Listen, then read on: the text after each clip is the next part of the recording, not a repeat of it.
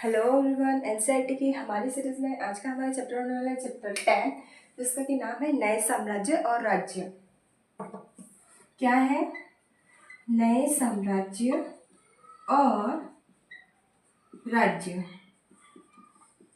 पिछली वीडियो में हमने बात करी थी चैप्टर 9 के बारे में। उसमें हमने देखा था नए व्यापारी और तीर्थयात्री। हमने कुछ चीनी तीर्थयात्रियों के बारे में देखा। हमने देखा वो हमारे इंडिया में आए, उन्होंने जो भी चीज़ें देखी उनके बारे में उन्होंने अपनी बुक्स में लिखा, उससे हमें इन्फॉर्मेशन मिलती है। बौद्ध धर्म के बारे में उन्होंने लिखा, वो अपनी पांडुलिपियाँ किस तरीके से यहाँ से लेके गए थे, और व्यापार की वजह से अलग अलग स्थान पर हमें बर्तन मिले, वो सभी चीज़ें हमने देखी। और हमने तीर्थयात्री जैसे चीनी तीर्थयात्री मोस्टली वो सभी चीज़ें हमने उस वीडियो में देखी। आज के हमारे चैप्टर में हम देखेंगे नए साम्राज्य के बारे में। एक तो नए साम्राज्य के बारे में हमने अशोक के साम्राज्य के बारे में देखा कि भाई सम्राट अशोक थे, अनोखे शासक थे।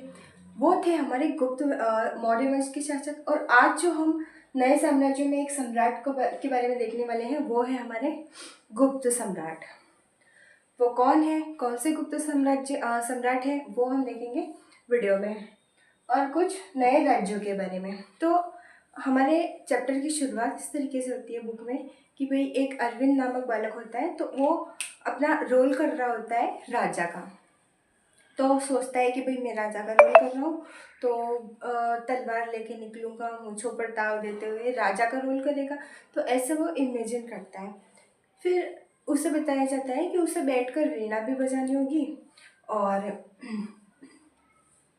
उसे एक म्यूजिशियन की तरह रोल भी करना होगा। तो उसे लगता है कि ये कैसा राजा है, जो संगीतज्ञ राजा है वो कौन है। तो बुक में शुरुआत इसलिए की गई कि भाई माइंड में डालने के लिए भी ऐसा राजा भी था जिसे युद्धों के साथ साथ वो संगीत प्रेमी भी था। तो वो अपना शासक कौन है? समुद्रगुप्त। तो वहीं से हमारे चैप्टर की शुरुआत होती है। समुद्रगुप्त कौन है? समुद्रगुप्त है एक गुप्त सम्राट। इनके बारे में हमें जानकारी कैसे मिलती है? तो वो मिलती है प्रशस्ति से। प्रशस्ति क्या है वो देख लेते हैं हम। प्रशस्ति का अर्थ होता है प्रशंसा। जो इन सम्राटों के दरबार में कवि पोएट वगैरह होते थे, वो इनकी प्रशंसा में प्रशस्तियाँ लिखते थे। उनसे हमें इंफॉर्मेशन मिलती है। जैसे कोई प्रशस्ति खंबे के ऊपर है, या फिर इनकी जो समुद्रगुप्त की प्रशस्ति मिली हमें, वो प्रयागराज में है, इलाहाबाद यूपी में। हम पढ़ने वाले अपने समुद्रगुप्त के बारे में। समुद्रगुप्त। अब इनकी जो प्रशस्ति मिली वो किसके द्वारा लिखी गई? तो इनके दरबार में दरबारी कवि थे हरिशेन।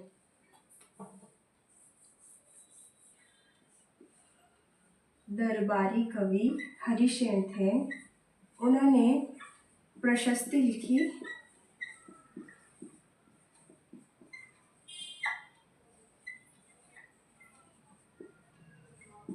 अब ये प्रशस्ति कहाँ उत्कीर्ण है? तो प्रयागराज में। प्रयागराज किसे कहेंगे हम? इलाहाबाद को।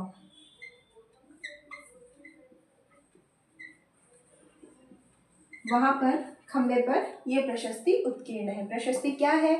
प्रशंसा में जो दरबारी कवि राजाओं के बारे में लिखते थे वो है हमारी प्रशस्ति। दरबारी कवि कौन? हरिशेन, जिनसे हमें समुद्रगुप्त के बारे में पता चलता है। तो इस प्रशस्ति से हमें समुद्रगुप्त की जो विजय थी उनके बारे में भी पता चलता है। उनकी आर्यव्रत विजय, दक्षिणापथ अभियान, ये सभी हम आगे देखेंगे सीरीज वाइज। तो उनके बारे में पता चलता है हमें, और इनके संगीतज्ञ होने के प्रमाण भी मिलते हैं हमें। इनके कुछ सिक्के मिले जिनमें इन्हें वीणा बजाते हुए ऐसे दिखाया गया है, इस तरीके से। तो इन सभी चीज़ों से हमें इनके बारे में इंफॉर्मेशन मिलती है। प्रशस्ति के बारे में जाना हमने। प्रशंसा में लिखी गई चीज़ें जो किसी खंबे या ऐसी चीज़ पर उत्कीर्ण की जाए जहाँ से वो मिटे नहीं, वो है प्रशस्ति। हरिशेन ने लिखी समुद्रगुप्त की। अब बात आती है कि समुद्रगुप्त की इस प्रशस्ति से हमें क्या क्या इंफॉर्मेशन मिली। इन प्रशस्तियों में समुद्रगुप्त के बारे में बहुत सारी चीज़ें दी गई। ये जो प्रशस्ति विशेष है इसमें जैसे कि युद्धों को जीतने वाला राजा, और एक महान योद्धा, वीर, इस तरीके से चीज़ें लिखी गई है। और कुछ समुद्रगुप्त के विजय हैं उनके बारे में भी दिया गया है, तो वो हम देखेंगे। सबसे पहले आर्यव्रत की विजय। मैप में इन चीज़ों को देख लेंगे हम कि कहाँ कहाँ पर ये स्थान है। पहले हम देखेंगे आर्यव्रत की विजय।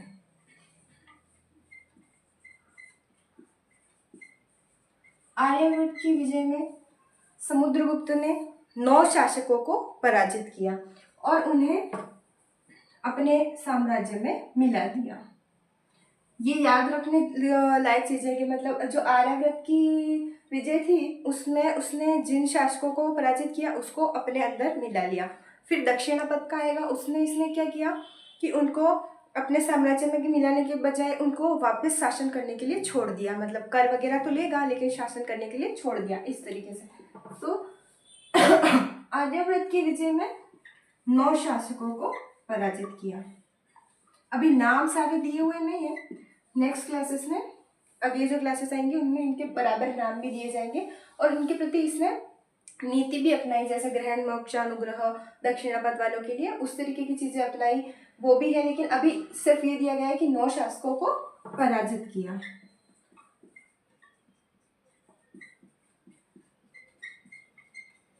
एवं उन्हें अपने साम्राज्य में मिला लिया।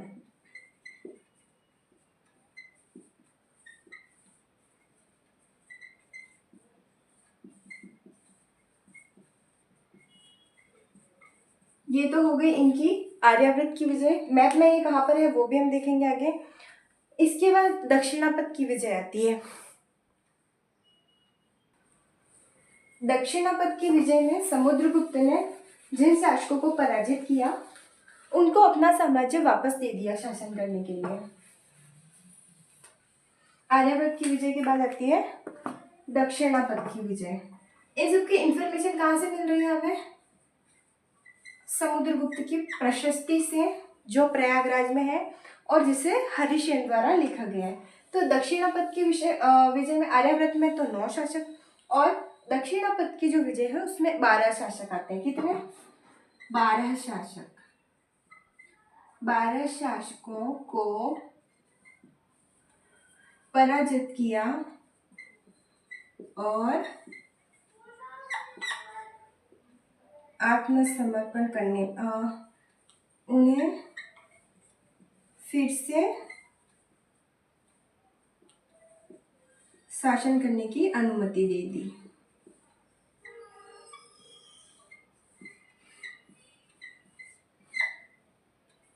अब अनुमति तो दे दी लेकिन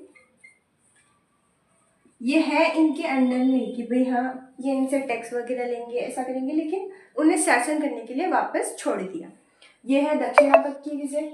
इसके बाद हम देखेंगे पड़ोसी राज्यों पर विजय। पड़ोसी राज्य समुद्रगुप्त के असम और नेपाल और तटीय बंगाल और ये सभी पड़ोसी राज्यों में थे। पड़ोसी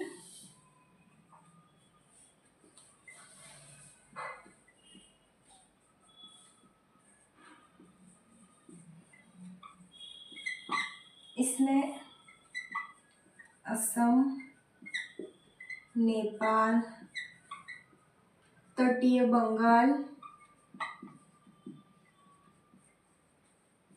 और छोटे छोटे राज्य थे। इनके प्रति इन्होंने जब इन पर विजय प्राप्त करी तो इन्होंने आत्मसमर्पण किया। तो इनको अब मतलब ऐसे रख लिया कि भाई टैक्स वगैरह देंगे, इनके अंदर में अपने साम्राज्य में मिला लिया। मतलब भी टैक्स वगैरह देंगे, उपहार वगैरह लेके आएंगे, शासन ये लोग करते रहेंगे लेकिन चीज़ें वगैरह ला के देंगे। इस तरीके की नीति पड़ोसी देशों के प्रति इन्होंने अपनाई। उसके बाद बाह्य राज्यों के प्रति विजय। बाह्य राज्यों पर विजय।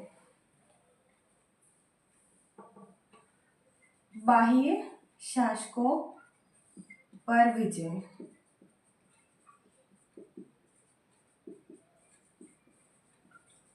तो बाह्य शासकों में शक और कुषाण थे, इनको समुद्रगुप्त ने पराजित कर दिया।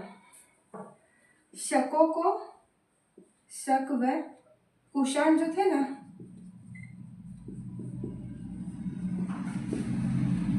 पिछले चैप्टर में हमने कुषाणों के बारे में पढ़ा था, सोने के सिक्के चलाए थे, शक व कुषाणों को पराजित कर दिया।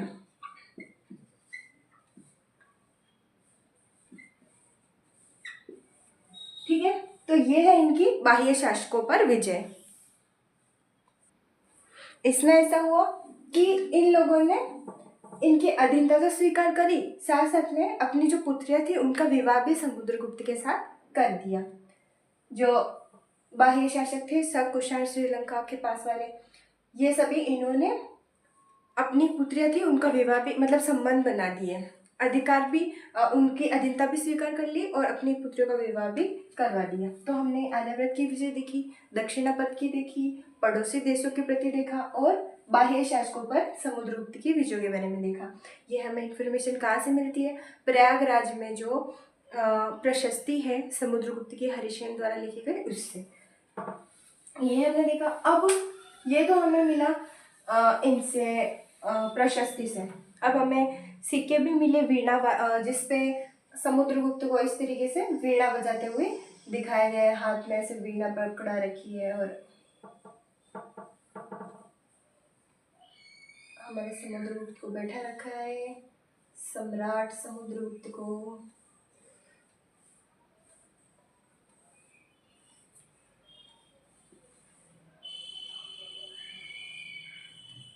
इस तरीके से टेढ़ा मेढ़ा दिख रहा है उसमें चित्र, तो समुद्रगुप्त को वीणा बजाते हुए दिखाया गया। तो उससे क्या पता चलता है हमें कि भाई वो वीणा वादक भी था, युद्धों के साथ साथ विजय तो करी थी उसने, युद्ध तो करे थे, उसके साथ साथ संगीत प्रेमी भी था।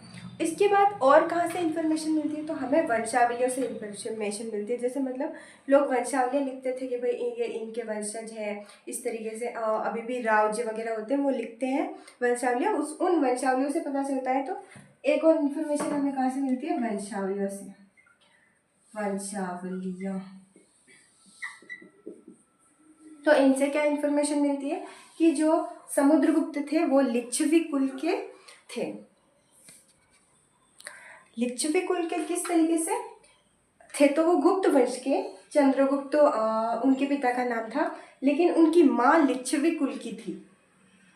समुद्रगुप्त की जो माँ है ना, माता समुद्रगुप्त की माँ लिच्छवी कुल की।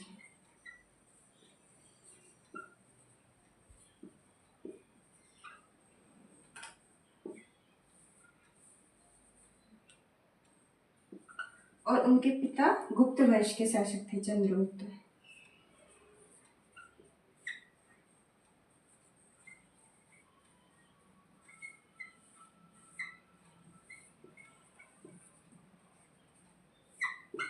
ठीक है, तो ये कहाँ से मिला हमें? इंफॉर्मेशन कहाँ से मिली? वंशावलियों से। बात करें इनकी माँ का नाम, तो उनकी माँ का नाम था कुमार देवी। अब जो हमारे समुद्रगुप्त है उन्होंने महाराजा धीराज की उपाधि भी धारण की थी। चंद्रगुप्त है इन्होंने भी धारण की थी और समुद्रगुप्त ने भी धारण की थी।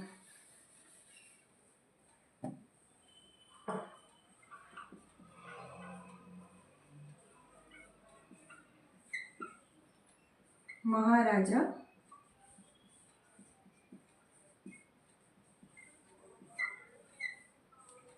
उपाधि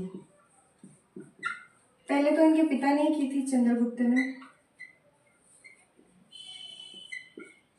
ठीक है, तो इन्होंने ये इंफॉर्मेशन हमें इन वंशावलियों से मिल रही है। ठीक है, इन्होंने महाराजा धीराज की उपाधि धारण की थी।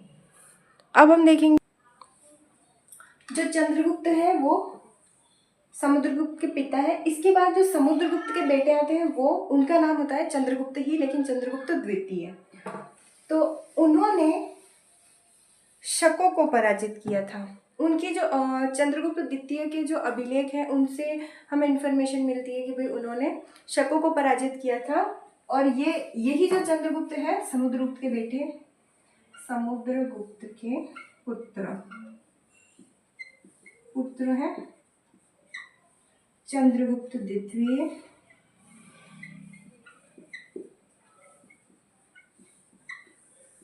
इन्होंने शकों को परास्त किया और ईसा से 58 साल पहले विक्रम संवत चलाया इन्होंने।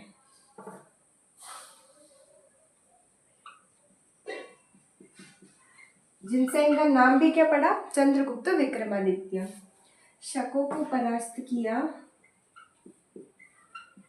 एवं ईसा से 58 वर्ष पूर्व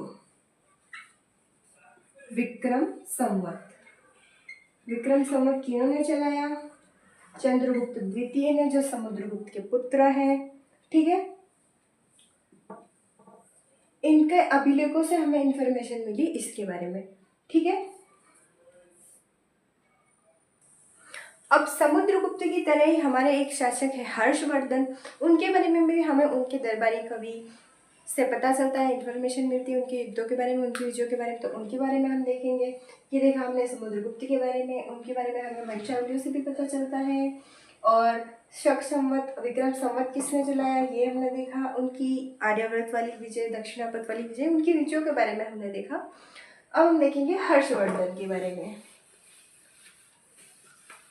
तो हर्षवर्धन के बारे में हमें पता चलता है, जैसे इनकी प्रशस्ति से पता चलता है, वैसे इनके बारे में हमें उनकी जैसे कवि होते हैं वो, जैसे उनकी आत्मकथाएं, आत्मकथा नहीं कहेंगे, उनके बारे में रचनाएं लिखते हैं, किताबें लिखते हैं उन कवियों के, उन सम्राटों के ऊपर। जैसे बाणभट्ट ने हर्षचरित लिखी हर्षवर्धन के ऊपर, उससे हमें इंफॉर्मेशन मिलती है।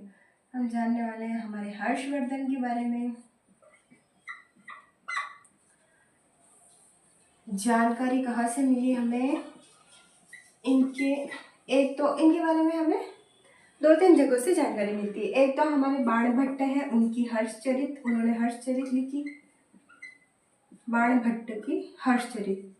और एक जो चीनी यात्री है ना, चीनी यात्रियों के बारे में पढ़ा हमने, तो एक जो षेनसांग है वो इनके दरबार में भी रहे थे, हर्षवर्धन के दरबार में, उन्होंने भी अपना कुछ विवरण दिया इनके बारे में। और एक बाणभट्ट की हर्षचरित से पता चलता है हमें। तो इससे हमें क्या पता चलता है कि जो हर्ष थे वो नॉर्थ में थानेसर के राजा थे। कहाँ थे? कहाँ के राजा थे? थानेसर के शासक।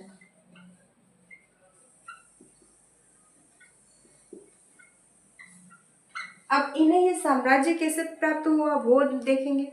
तो ऐसा बताया गया कि इन्हें ये साम्राज्य, मतलब ऐसा ही नहीं कि भाई इन्हें पहले राजा बना दिया गया था। सबसे पहले इनके भाई थे, पिता थे, उनकी मृत्यु हुई, उसके बाद ये थानेसर के राजा बने। भाई एवं पिता की मृत्यु के बाद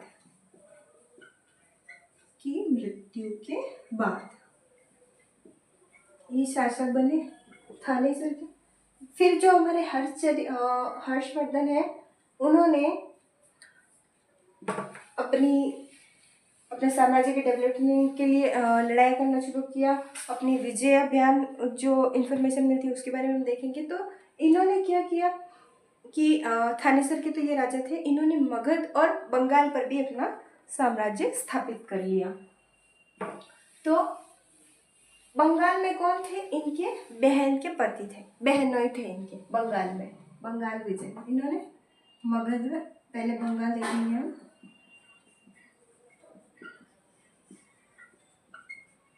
बंगाल में कौन थे? इनके बहनोई। उन पर अटैक कर दिया किसी और ने, तो इन्होंने इनकी मृत्यु के बाद वहां पर भी अपना आधिपत्य कर लिया। बहनोई ये थे बंगाल में। ठीक है, सॉरी, ये इनके जो बहनोई है वो बंगाल में नहीं थे, वो कन्नौज में थे। और बंगाल के जो शासक थे उन्होंने कन्नौज के ये इनके हर्षवर्धन के बहनोई है उनको मार दिया। तो फिर हर्षवर्धन ने कन्नौज पर भी अपना अधिकार कर लिया और उन्होंने बंगाल को भी जीत लिया, अपने साम्राज्य में मिला लिया। तो हर्षवर्धन ने किसे किसे अपने साम्राज्य में मिलाया? बंगाल को, कन्नौज को और मगध को। अब ये कहाँ चलते आ रहे हैं, इधर से थानेसर से, यहाँ पंजाब साइड से यहाँ इधर आ रहे हैं, मगध में कर लिया इन्होंने और फिर बंगाल में कर लिया, कन्नौज में कर ही लिया। अब ये आएंगे इस साइड, नीचे की साइड, तो इन्हें साउथ में जो पुलकेशिन है चालुक्य राजा, उसके बारे में पढ़ने वाले हैं, उन्होंने इन्हें रोक दिया हर्ष को। तो हम हमारे जो इनके दरबारी कवि हैं रवि कीर्ति पुलकेशिन के, उन्होंने लिखा कि भाई जो हर्ष है वो हर्ष नहीं रहा, मतलब अब उसके जीवन में खुशी नहीं रही, मतलब अब वो इधर अटैक करना चाह रहा, इधर भी अपने साम्राज्य को मिलाना चाह रहा, लेकिन वो मिला नहीं पाया। तो अब हम बात कर लेते हैं हमारे जो इनको रोकने वाले हैं पुलकेशिन, उनके बारे में। तो उनके बारे में हमें इंफॉर्मेशन कैसे मिलती है, पहले ये देख लेते हैं वो है कौन। तो पुलकेशिन द्वितीय है, पुलकेशिन द्वितीय। अब ये जो है ना, ये एक चालुक्य साम्राज्य के शासक हैं।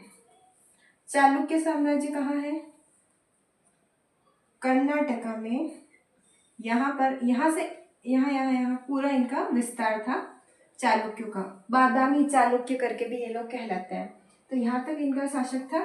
तो चालुक्य सम्राट पुलकेशिन, अब वो आ रहा हर्षवर्धन इधर से, तो इन्होंने उसे रोक दिया। अब इसके बारे में इंफॉर्मेशन कहाँ से मिलती है हमें, इनके दरबारी कवि थे रवि कीर्ति, जैसे उनके वो हरिशरण थे वैसे ही इनके दरबारी कवि थे रवि कीर्ति।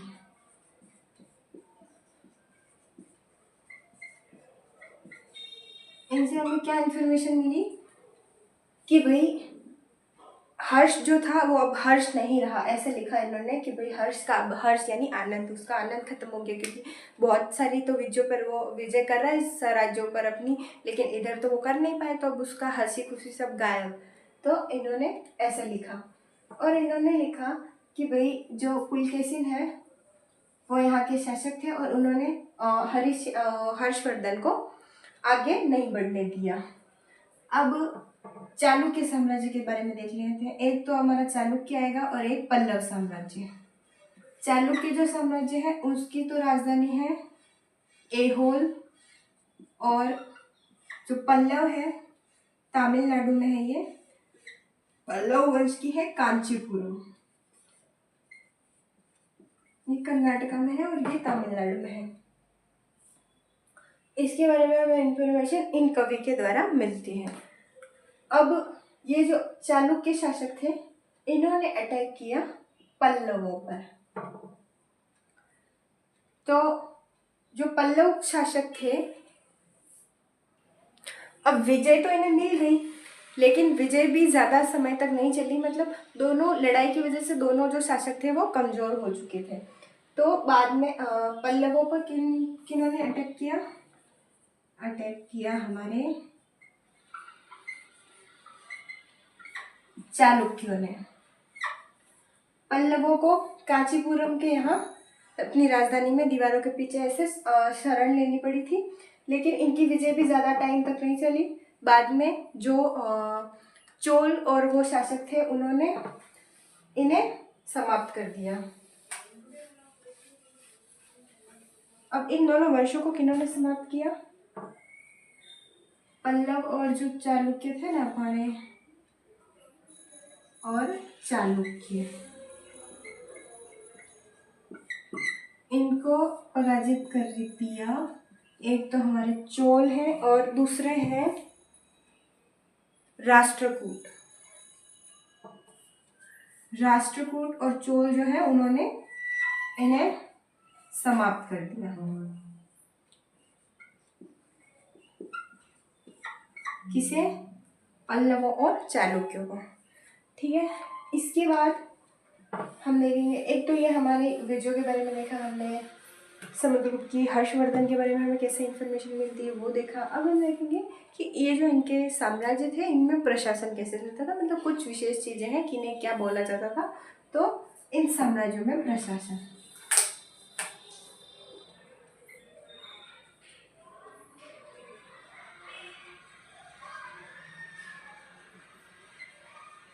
तो यहाँ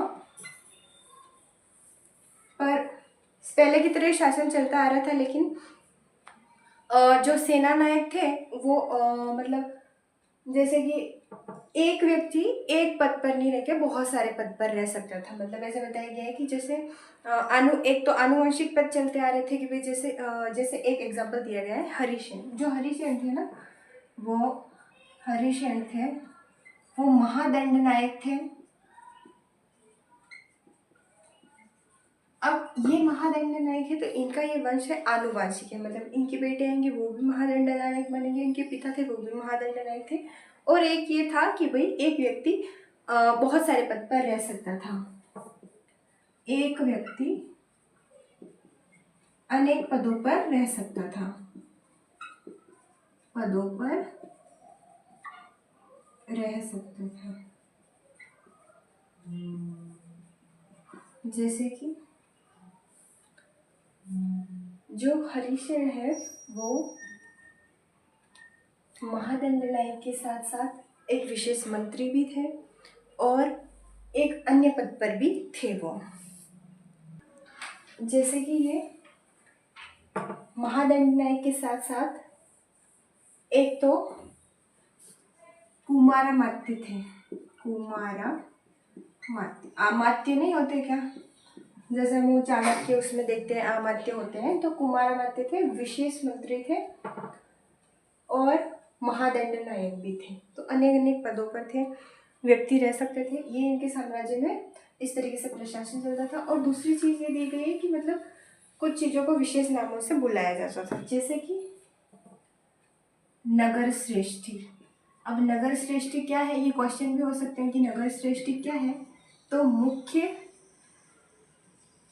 व्यापारी या फिर हम प्रमुख बैंकर इसे बोल सकते हैं। ये हो गए नगर श्रेष्ठी।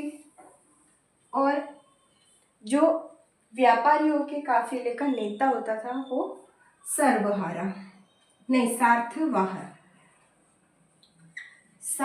होता है। नगर का श्रेष्ठ, ऐसे याद रख लो कि नगर का श्रेष्ठ व्यक्ति है वो मुख्य व्यापारी है या प्रमुख बैंकर है, बड़ी पोस्ट ही लग रही है उसकी।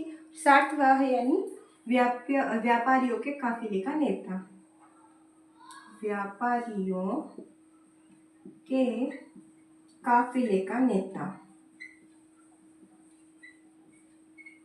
ये क्या है, सार्थवाह है। और ये तो थे हमारे इन साम्राज्यों में प्रशासन कैसे चलता है वो। एक इसमें प्रथम कुलीक भी है, जो कि प्रथम कुलीक,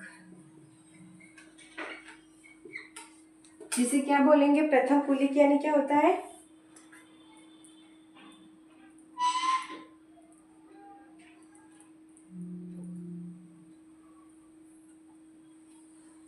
शिल्पकार, मुख्य शिल्पकार।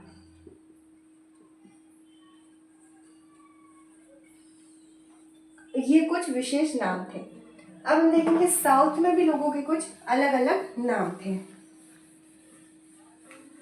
जैसे दक्षिण में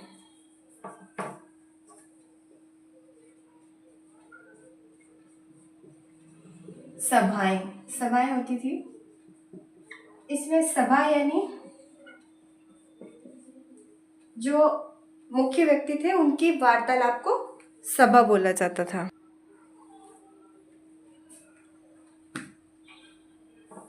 प्रमुख भूस्वामियों का संगठन,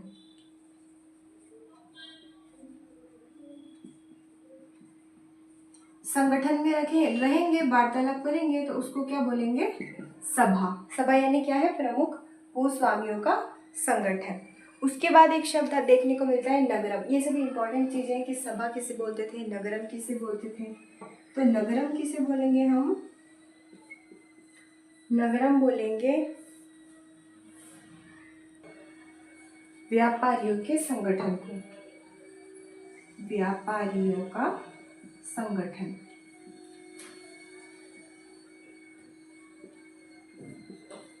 अब यहाँ पर एक और नाम की, नगरम किसे बोलते हैं, व्यापारियों का संगठन। भूस्वामी इकट्ठे हो जाएंगे, वो तो सभा हो जाएगी। और जो व्यापारी हैं, ट्रेडर्स हैं, वो इकट्ठे हो जाएंगे तो वो नगरम कहलाएगा। ठीक है। और यहाँ पर एक उर नामक सभा भी होती थी। उर यानी सभा, ग्राम सभा। ठीक है। तो ये साउथ में कुछ विशेष नाम है, उसके बारे में हमने देख लिया। अब हम देखेंगे कि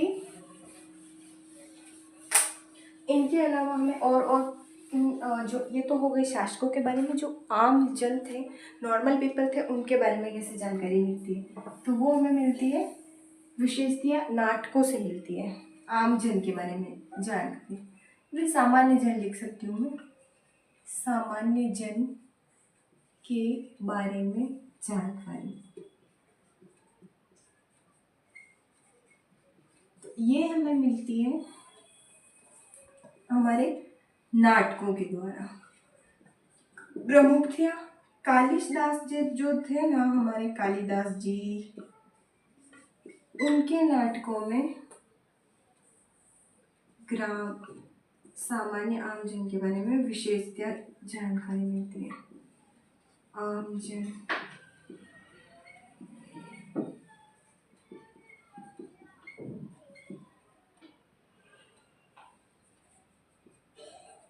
अधिकतम हमें इनके नाटकों से जानकारी मिलती है कि भाई उस टाइम कैसा नगरी जीवन कैसा था। तो इसमें ऐसा बताया गया है कि भाई एक स्टोरी बताई गई है बुक में कि भाई एक ऐसे शकुंतला और राजा दुष्यंत की प्रेम कहानी बताई है। उसमें ऐसा होता है कि जो शकुंतला होती है उसकी अंगूठी खो जाती है, तो मछली उसे निकल जाती है, तो मछुआरा उसे लेके आता है। तो पहले पुलिसकर्मी और कर्मचारी होते हैं, उन्हें दिखाता है कि वो लोग इसको उसके साथ मिसबिहेव करते हैं, उसे बोलते हैं कि भाई तुम्हें राजा डांटेंगे और तुम्हें ऐसा नहीं करना चाहिए था, इस तरीके से उसे बोलते हैं। और फिर जो राजा के पास जाता है तो राजा उसे इनाम भी देते हैं खुश होके। तो ऐसा बताया गया कि भाई पुलिसकर्मी उस समय हड़पने वाले थे, वो फिर वो बाद में वो उसके पास भी चले जाते हैं उससे पैसा लेने के लिए। इस तरीके से बताया गया है कि भाई उस टाइम लाइफस्टाइल कैसा था। तो कालिदास जी के और ये जो शकुंतला के बारे में स्टोरी है, ये हमें इनके रघुवंश महाकाव्य से पता चलता है। कौन सा महाकाव्य? रघुवंश महाकाव्य। ठीक है। तो ये सभी चीजें हमें जानने को मिलती है। ठीक है। अब हम बात करेंगे कि हमें और क्या क्या चीजें इस चैप्टर से सीखने को मिलती है। तो जो एक चीनी यात्री है फासिन, उससे भी हमें जो नॉर्मल पीपल थे उस टाइम उनके बारे में जानकारी मिलती है। सेंसांग ने तो बताया। ये हमारे हैं फासिन। ये कौन है? चीनी यात्री जो सेंसांग के 50 ईयर्स अगो आए थे। वो 1400 साल पहले आए, उनके 50 साल बाद ये आए थे हमारे यहाँ पर। तो इन्होंने क्या लिखा कि भाई जो गांव के बाहर जो लोग थे, अछूत लोग, उन्हें गांव में आने से पूर्व जैसे लकड़ी से चोट करते हुए किसी चीज़ पर टक टक की आवाज़ निकालते हुए गांव के अंदर आना पड़ता था, ताकि जो भी अछूत मानते हैं उन लोगों को उनसे दूर हो जाए। तो इनसे हमें क्या पता चला कि उस समय गाँव का लाइफस्टाइल कैसा था। फासिन ने विवरण दिया आमजन के बारे में।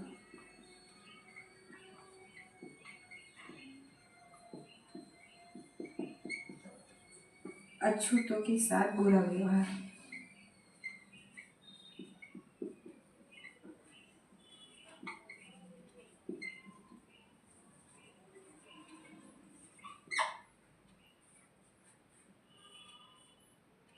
गांव में प्रवेश से पूर्व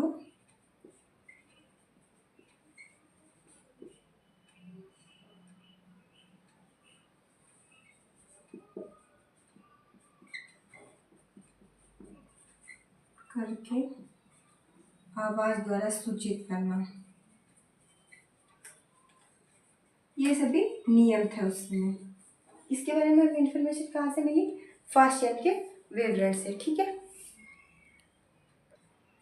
कालिदास जी के नाटकों से हमें पता चलता है कि जो ब्राह्मण लोग थे उनकी तो लैंग्वेज संस्कृत थी।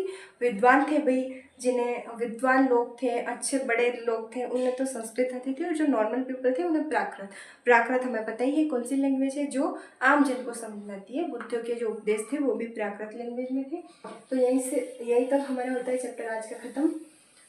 मिलते मिलते हैं नेक्स्ट वीडियो में, जो कि हमारा लास्ट चैप्टर होने वाला है क्लास 6 का। उसके बाद हम क्लास 7 की एनसीईआरटी लेंगे, हिस्ट्री। और इस चैप्टर में हमने समुद्रगुप्त की विजयों के बारे में देखा, हर्षवर्धन के बारे में देखा। हमारा चैप्टर हुआ पूरा कंप्लीट। तब तक के लिए bye bye, take care, thank you.